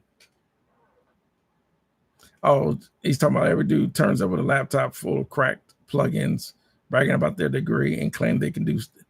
Well, yeah, here's the thing, like, and I'm agree with. I'm gonna have to side with man on this. Let's say I got a degree from SAE or whatever school it is, the Los Angeles School for Auto Engineering, whatever, right? I come in there and what they taught me is a Pro Tools session on how to do, let's say it was going to be, I learned how, because there was a lot of hip hop artists, right? So now I can definitely use like TRA 808 or 909. I know how to use compressed 909 beats or whatever. I definitely know how to mix because I know how to use Pro Tools to do that. But let's say I go to Man Network Studio and he's called Full Sail, like Full Sail. Okay. Okay, any engineering school, right? But let's say Man's got a rock band session. And he's like, hey, Mark, can you go set the rock band session? And he's probably okay. And that's it, right? I got this rock band coming in. What he wants to know, if I know anything, is like, first thing I'm thinking, are we going to put them? This is what I'm thinking. Am I going to put the guitar cabinets in a separate room or I'm going to have in the same room? Do I have to set up gobos? Is he going to use a Fender amp? Do I need, so I'm deciding, should I use this Royal 121 ribbon mic in session with a dynamic SM58?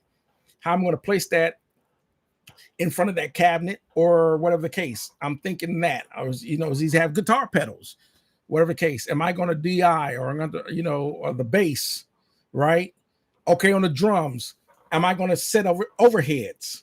What overheads I'm going to use? Am I going to use a set of, SM, am I going to use a set of, let's say, for example, U87's overhead, how I'm going to place them? Am I going to be a foot and I'm going to get them parallel or how I'm going to aim them over the snare? I'm probably going to use an SM57 on top, 57 on bottom. I'm going to use Sennheiser 421s on toms. I'm probably going to use a FET 47. I'm probably going to use a short 112 also on a kick or whatever. And then I'm deciding, okay, I'm definitely going to set up some 1073s. I want to get a nice low end. I'm going to set about 80 hertz or whatever on whatever I'm going to set on the EQ or whatever on that. I'm going to definitely want to set up 1176. I want to definitely go in because I want to make sure the transits come through, but I also need a fast attack 1176 to capture that drums. So, right. So also at the same time, I want to make sure where I'm going to place it in that room. Because if we're doing a rock band, I want some tall ceilings, 24-foot tall ceilings or whatever the case may be. I'm trying to capture because I want the drums to sound big. I'm going to probably use a set of room mics to capture that drum, right, as well. And also, I got to get some sound separation. So I'm definitely going to set up gates to separate, especially if the band's going to be in the same room. I'm going to have the bass over here. So I'm probably going to set up a gobo. I got to make sure their headphone mixes set up right so they all can, so I'm going to come to the board. I'm going to better make sure I got my cue mixes set up so that each band can hear each other. But at the same time, we want separation. So I don't want the gate, as soon as you hit the snare, it's resonating where it's picking up the guitar. You hit the guitar, and you hear the snare. I got to have some gates there and stuff like that. This is what This is what an engineer, this is what a studio person like man is looking for, not someone coming out engineer and he, like they're like, hey, set the session for a rock band. Because I want to know, okay, this guy's he's using the Strat, a Strat's gonna sound totally different than a Telecaster, you know, or whatever the case, if you don't know this coming out of school, you're not going to get a job. How where if I'm, especially let's say man is hired ACDC or I'm going to use ACDC or any rock band or band like that.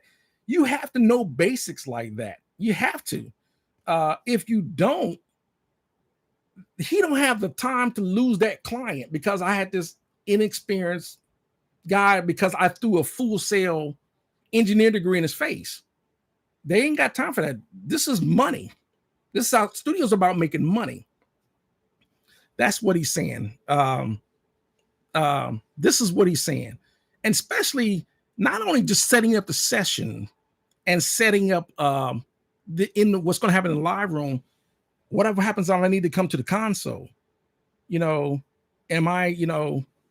Am I going to just throw on 300 hertz of mid-low? Am I going to cut that? How many dBs of low 300 I'm going to, am I going to add 2K of mid-high? What about 8K? I'm going to create semblance. Do I need to use a de-esser? Am I going to need to, and on top of that, am I panning? Like if I got a guy's got keyboards, am I panning left and right to get a stereo for that keyboard? It's a lot of, this is what he's saying. This is what I'm saying. And this is why I agree with man. It's like anyone that's worked with any artist and trying to set up a session, not just setting up the session, but knowing how to, how I'm going to, through the console. And then on top of that, am I going to use this preamp with this microphone? I'm going to use this microphone with this preamp. And so this is what he's saying. This is what took me years to learn this. But I would never be a person that came out of school and sit there and I don't know this stuff, how the room's going to, first thing I want to know how the room's going to capture this artist,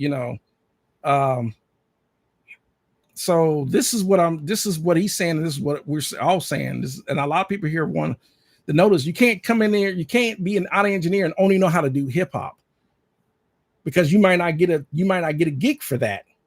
It's great that you can do, I may be able to do, I can do a multi-track session with, let's say I'm going to use multi-track and I'm going to use, I don't know, give me a female artist as an example. Not Nicki Minaj, but what's the other one? I'm thinking of her name. Anyhow, let's say it's Nicki Minaj.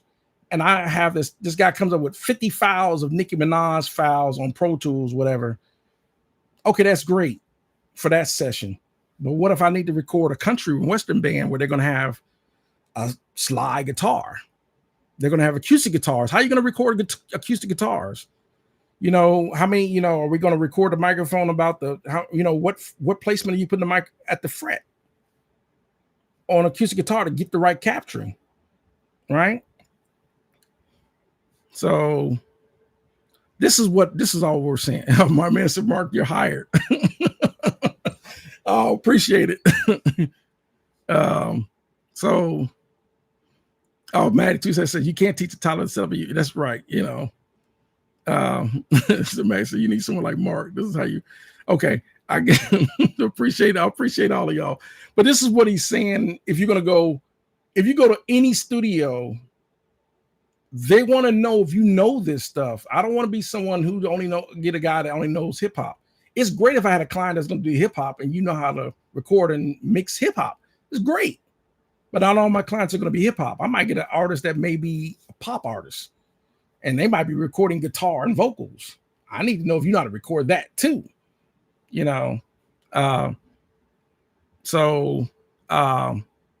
Uncle Pix, I'm all ears now.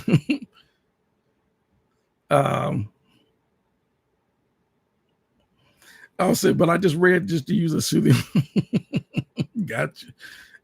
Maddie says, I wonder, you have to have the skills and temper for the, yeah. And here's the thing, which as a not the temperament for the job, because here's the thing. I'm going to say this too about artists. Just because you've heard of a famous artist doesn't mean not every artist are great to work with, personality wise. There are some artists that can be some straight a-holes, and it's going to rub you the wrong way. You know, you got to know how to interact. You know, it's a well-rounded thing. Um, because you're gonna get somebody to come in that studio and they're gonna think their stuff don't stink. You better have their coffee ready. You better have their bed warm. Um, there might better, they better not be any hiccups. Whatever the case. You'd be amazed. You like, oh man. It's like with the truth that came out about Ellen DeGeneres or whatever. They found out she was not a genuine person at all. She was fake, but of course you'd be amazed how many actors that you think they like each other because of the movie they made together. They can't stand each other in real life. They hate each other. So you'd be amazed. So let me see temper. Let's see. So I missed some comments. Oh, sponsor, leave your ego and pride at the door. You have to. You have to. Because in the end, your studio is getting booked, meaning you're receiving money to book this artist, this producer, these engineers. You're there just to provide the facility. They bring in their own engineer. You got the gear. They're just going to use your gear. You're renting it. So to me, if I was renting my studio, and I have to be, whatever case, as long as you don't break my gear, because you break it, you pay for it, you replace it. Other than that, I don't care.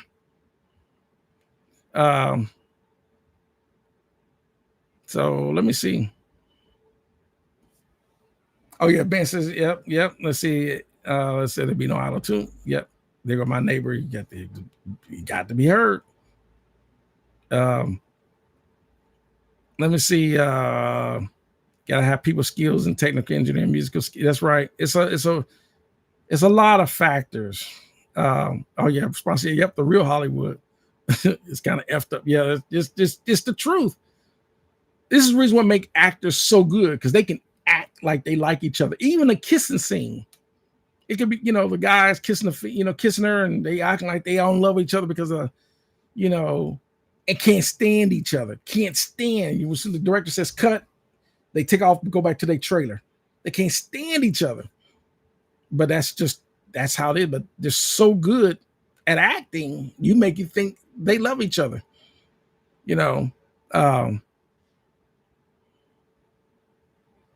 Our war sister, no, I would never let someone twiddle my knobs. I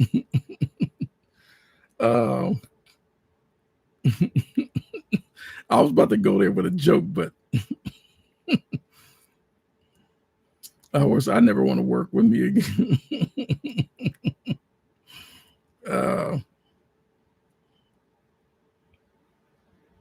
Man says I rent two of my studios to produce an engineer I trust. Yeah.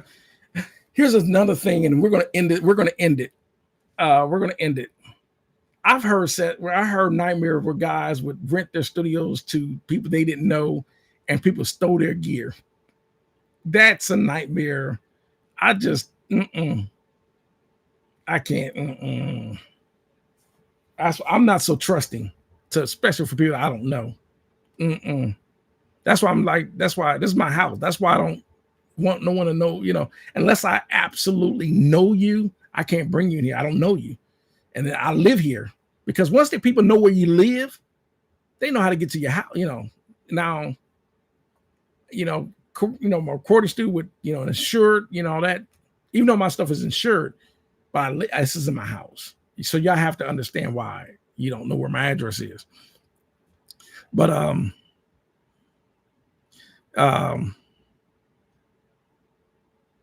so that's cool, man. You're at a high level. Appreciate it. I had some gear damage when I tried to share. Yeah, it's so many factors, because we always talk about the gear in the studio, but this one day we ought to talk about all the numerous stories where you dealt with people. I'm sorry, but I don't care how much. I just can't have Snoop Dogg coming in my studio thinking he can smoke weed and get that, because that's the one thing you want is a smoke-free environment studio. You don't want smoke getting into your gear and equipment. You just, yeah, he can have his own studio and he can smoke all day in that studio, but I can't have him in mine. Yeah, it's kind of like smoke. That smoke getting all up in your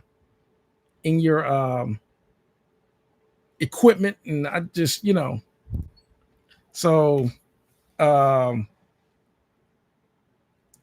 can't do it. So a man never said I drummer farted into my UA once. Then I told him the price. Yeah, I don't think he's trying to come off that 20 grand. So Balone Belsion. Oh, okay. Oh, welcome. Okay. Welcome, Marlon. Am I saying it right? I don't want to butcher anyone's name. He says, I learned a long time ago the gear list isn't important as the mission statement. I would rather be more humble in a space than in a top tier facility that lacks a great customer service. Yeah, exactly. Here's the thing about, like, I would say mama and papa music shops, like where you can go buy guitars and drums, versus walking into a big old, place where there's no really true interaction person, whatever case. Sometimes you have a better experience where you can have some one-on-one. You can actually ask questions about the guitar or whatever the case may be, and really have you feel like you have a better experience with that. So, splashing gin on your console. Ooh, that's a huge no-no. Because that console, that gin gets into the circuits. It can kill that. It can kill that channel. No. Spawn says, well, let's say Stephanie Mills is coming there. Oh, I like Stephanie Mills. She's only like 5 feet. But I like, Stephanie Mills is I like Stephanie Mills. She's got I'll just say that. Yeah. So when I got to pitch my knowledge and personality, because my gears, that's the key. That's what's going to get you in the door is your knowledge, not your gear.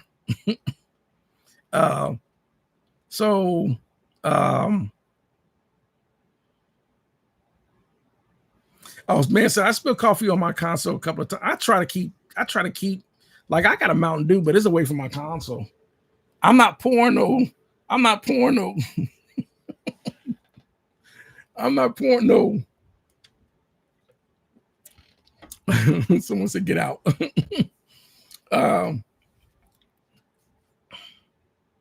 So like I said, if you give people a warm environment, and they'll be more welcoming in your studio if you make them feel pleasant and give them a pleasant experience. I'll end it like this. I was watching a studio tour of this guy doing a studio tour of Air Studios in London, and one of the guys was doing I just didn't like his aura. He just sounded too arrogant.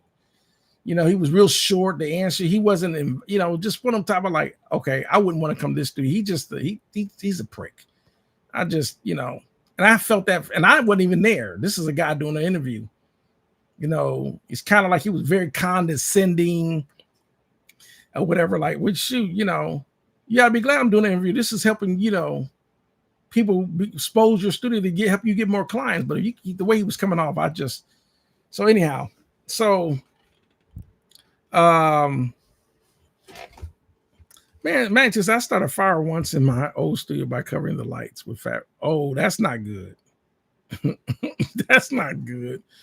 Oh, but anyhow, I'm going to end the session, this live stream session, because it's going to 2 hours. I appreciate everyone tuning in, and we'll see you on the next one.